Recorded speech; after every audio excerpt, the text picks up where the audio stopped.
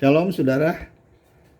Puji Tuhan, Tuhan luar biasa bagi kita semua. Senang saya Pastor Marius Yustia bersama-sama dengan saudara, dan beberapa menit ke depan saudaraku ada sebuah kebenaran firman Tuhan yang akan saya sampaikan kepada saudara, dan saya percaya, saya berdoa bahwa firman Tuhan yang datang akan menguatkan saudara untuk bisa menggapai janji-janji Tuhan dalam kehidupan saudara. Bapak Ibu yang Tuhan Yesus kasihi, sahabatku dimanapun berada, anak-anak Tuhan yang luar biasa. Kita sudah ada pada tahun 2022 saudaraku, dan masih ada banyak waktu lagi yang kita akan lewati. Dan kita percaya bahwa tahun ini adalah tahun yang luar biasa. Mungkin banyak orang sudah meramal tentang tahun ini. Banyak orang sudah berkata tentang tahun ini, entah tahun apalah ini. Tetapi sebagai anak-anak Tuhan, kita tetap meyakini bahwa jikalau Tuhan ada di tahun ini, maka tahun ini akan menjadi tahun yang penuh berkat bagi kita semua. Saudara yang terkasih dalam Tuhan Yesus Kristus, saya yakin ada banyak janji-janji Tuhan di tahun ini untuk kita, anak-anak Tuhan yang percaya kepada Tuhan. Saya teringat sebuah kisah dalam Alkitab saudaraku, dalam Bilangan 13 ya saudaraku, berbicara tentang ke-12 pengintai. Jadi ketika Tuhan membawa bangsa Israel keluar dari tanah perjanjian, keluar dari tanah Mesir, mereka menuju tanah perjanjian. Jadi tanah perjanjian itu bicara tentang the dream land atau tanah impian, bicara tentang tanah yang menjadi kesukaan yang diidam-idamkan. Tanah perjanjian itu bicara tentang kegenapan janji Tuhan kepada umatnya bangsa Israel pada waktu itu. Karena apa saudaraku? Tuhan sudah berjanji kepada Abraham, Ishak dan Yakub bahwa Tuhan akan membawa mereka kembali kepada tanah itu, yaitu sebuah tanah yang berlimpah dengan susu dan madu. Tetapi dalam perjalanan mereka untuk menggapai, untuk sampai kepada tanah perjanjian, itu bukan hal yang gampang saudaraku. Bahkan itu adalah sebuah sejarah perjalanan yang begitu luar biasa, yang sangat menginspirasi banyak orang sampai hari ini untuk bagaimana bisa menggapai sebuah janji Tuhan. Nah, di dalam ceritanya saudaraku, bahwa ketika Musa menyuruh 12 orang untuk mengintai tanah perjanjian tersebut, maka pada akhirnya mereka kembali. Dan ketika mereka bertemu dengan Musa, mereka menyampaikan semua apa yang mereka lihat, mereka menyampaikan semua apa yang mereka saksikan di tanah itu saudaraku. Nah, yang menariknya saudaraku, ada 10 orang yang berbeda dengan 2 orang. Memang ke-12 orang ini saudara, mereka sama-sama menyaksikan. Mereka sama-sama melihat bahwa di sana itu sebuah tanah yang benar berlimpah dengan susu dan madu. Dan mereka membawa contoh, membawa setandan buah anggur. Mereka memberikan contoh kepada Musa dan bangsa Israel bagaimana baiknya tanah itu berlimpah dengan susu dan madu. Ini menggambarkan tentang subur tanah itu. Tanah itu tanah yang diberkati dengan luar biasa. Sehingga kegenapan janji Tuhan itu terjadi. Bahwa Tuhan berjanji bahwa tanah itu berlimpah dengan susu dan madu. Memang benar saudaraku, seperti apa yang Tuhan janjikan, demikianlah tanah itu. Ini merupakan sesuatu hal yang luar biasa. Namun saudaraku, ada 2 pendapat yang berbeda. Satu pendapat itu dari 10 orang yang mayoritas, tetapi yang 2 pendapat itu dari 2 orang. Satu pendapat itu dari 2 orang yang dikatakan minoritas saudaraku.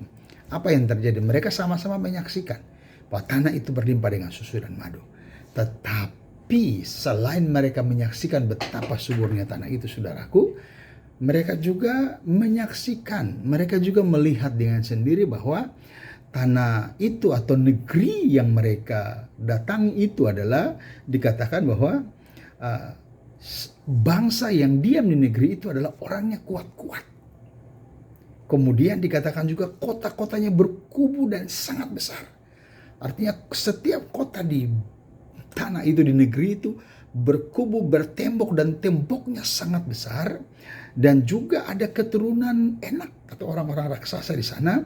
Dan dikatakan juga bahwa di sana itu ada penduduknya memakan, ya saudara ya, memakan penduduknya sendiri. Kemudian di situ terdapat orang-orang yang tinggi-tinggi perawakannya. Jadi ini menggambarkan sebuah tantangan yang hebat, yang luar biasa. Dan memang benar ada janji Tuhan. Tetapi selain itu ada tantangan yang hebat dan yang luar biasa yang harus mereka hadapi dan mereka saksikan memang benar terlihat apa adanya. Nah, ini mempengaruhi 12 orang tadi. 10 orang yang tadi mereka tawar hati, mereka kecut hati, mereka gentar, mereka ketakutan. Saudaraku, kenapa mereka ketakutan? Karena seakan-akan mereka mengesampingkan berkat Tuhan. Seakan-akan mereka mengesampingkan kegenapan janji Tuhan. Dan mereka hanya fokus kepada tantangan. Mereka hanya stres memikirkan masalah. Aduh, kota-kotanya berkubu besar, orang-orangnya tinggi. Aduh, mereka hanya takut dengan apa yang mereka lihat sebagai sebuah tantangan. Dan itu adalah kegagalan mereka.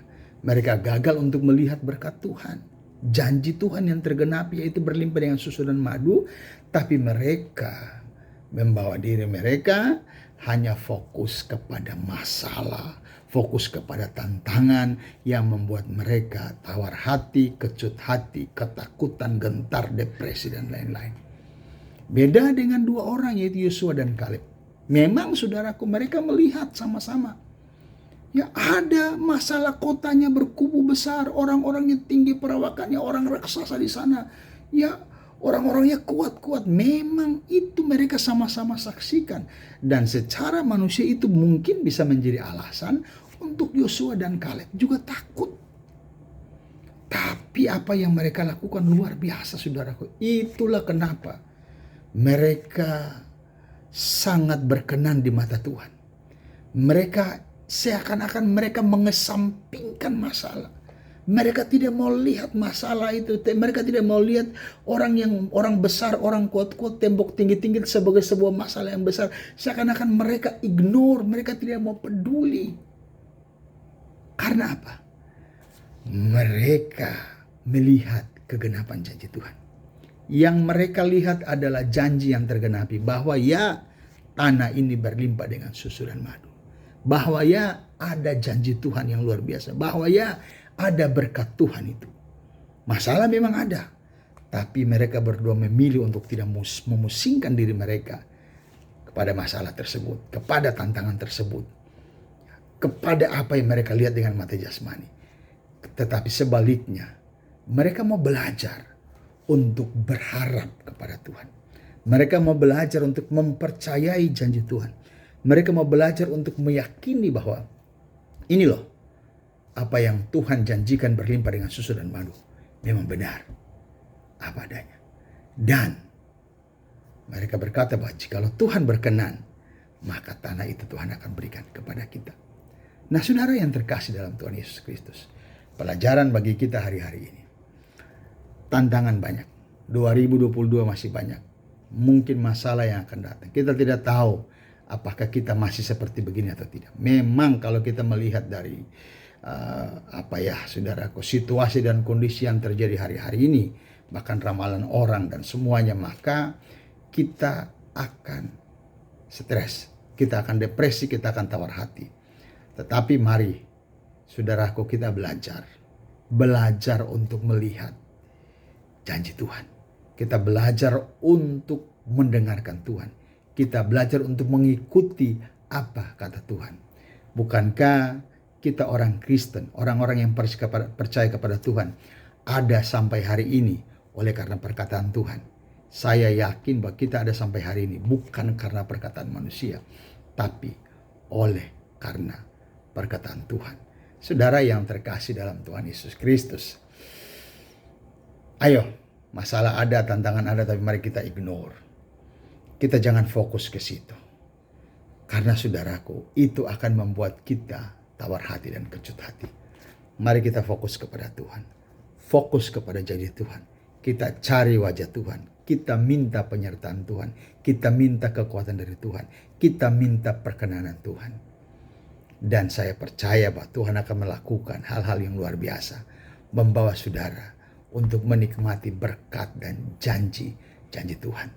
Karena Alkitab berkata bahwa jikalau engkau tawar hati dalam masa kesesakan, maka kecillah kekuatanmu. Jadi saudara jangan tawar hati, pandang saja kepada Yesus. Rasul Paulus berkata bahwa aku melupakan apa yang di belakangku dan aku mengarahkan diriku apa yang di depanku. Mari kita fokus kepada Tuhan, fokus kepada janji Tuhan. Lakukan yang terbaik. Dan saya percaya bahwa Tuhan akan memberkati saudara-saudara. Oke, Tuhan Yesus memberkati. Salam dari Papua. Haleluya.